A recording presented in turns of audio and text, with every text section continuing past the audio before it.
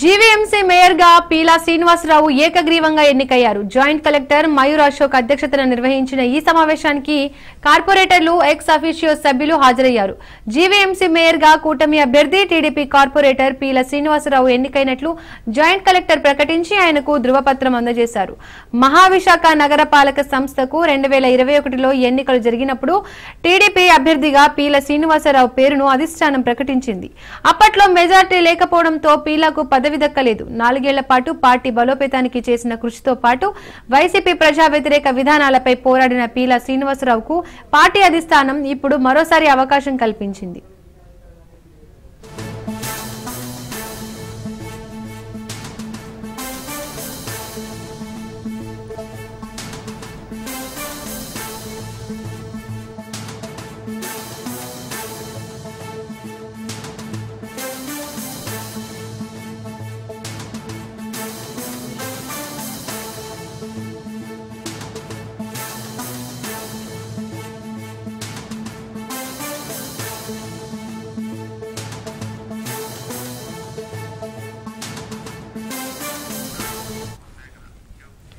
అయితే ఇప్పుడు deputy mayor ఎన్నికపై సందిగ్ధత నెలకొంది. అధిష్టానం ఎవరి పేరు ఖరారు చేస్తుందా అంటూ ఆశావహుల్లో ఉత్కంఠ నెలకొంది. మరోవైపు మేయర్, డిప్యూటీ మేయర్ ఎన్నికకు వైసీపీ దూరంగా ఉంది.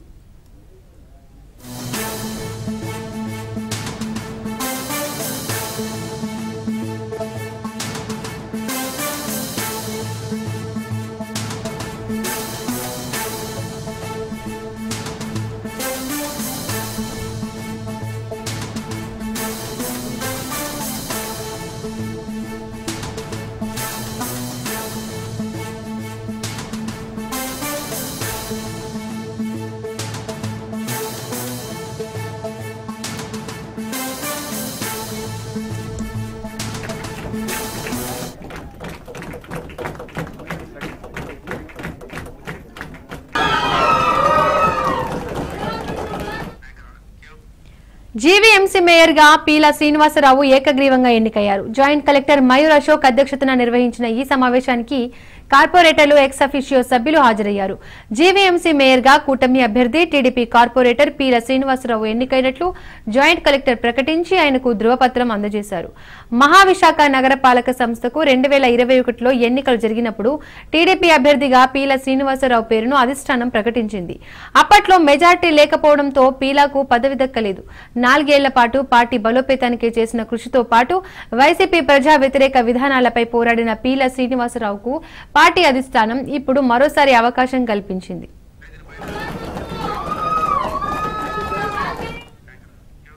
ఇక ఇదే అంశానికి సంబంధించి మరిన్ని అప్డేట్స్ మా కరెస్పాండెంట్ సూర్యప్రకాష్ ఫోన్ ద్వారా అందిస్తారు. సూర్యప్రకాష్, దీపిక, ఈ రోజు అయితే అవిశ్వాస తీర్మానం నెగ్గిన తర్వాత కూటమి ప్రభుత్వం అయితే ప్రస్తుతం మేయర్ ఎన్నుకోవడం జరిగింది. మేయర్ ఎన్నికైతే ఏకగ్రీవంగానే జరిగిందని చెప్పొచ్చు. ఎందుకంటే కూటమి నుండి ఎవరు కూడా రాలేదు. ఓన్లీ ఒక బీఫామ్ రావడంతో అది కూడా పీలా శ్రీనివాస్ ఏకగ్రీవం కావడంతో జరిగింది.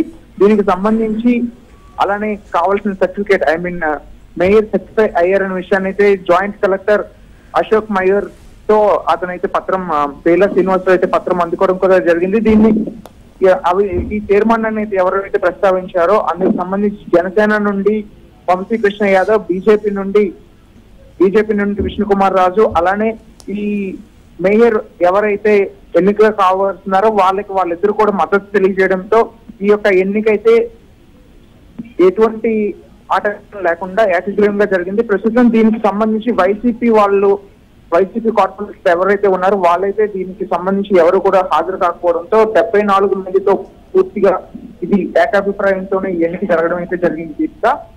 ఇలానే ఇప్పుడు డిప్యూటీ మేయర్ కూడా ఈ రోజు జరగాల్సి ఉంది. కానీ డిప్యూటీ మేయర్ పైన ఎంతవరకు కూడా ఎటువంటి ఏకాభిప్రాయం రాకపోవడంతో దాదాపు జనసేన నుండి కావచ్చు, బీజేపీ నుండి కావచ్చు, అలానే టీడీపీలో కూడా చాలా మంది ఆశావాహులు ఉన్నారు. వాళ్ళందరూ దాదాపు 4 నుండి 5 మనుషులైతే ఒక్క డిప్యూటీ మేయర్ పదవికి 5 ఉండడంతో ఎవరికి ఇవ్వాలనే విషయంతో అయితే కూటమి స్థానిక నాయకులు బీజేపీ కావచ్చు, జనసేన కావచ్చు, టీడీపీ కావచ్చు, ఇక్కడ ఎమ్మెల్యేలు, ఎంపీ అయితే చాలా కసరత్తు చేసే అవకాశం ఉంది. దానికోసం అయితే మరొక 3 నుండి 4 రోజులు అయితే దీనికి సమయం తీసుకోబోతున్నారు. 4-5 రోజుల్లో దాదాపు మే 3 కానీ మే 5వ తారీఖు కానీ ఈ 2 రోజుల్లో డిప్యూటీ మేయర్ ఎన్నిక కూడా జరగబోతుంది. Deepika. Right Suryaprakash, thank you.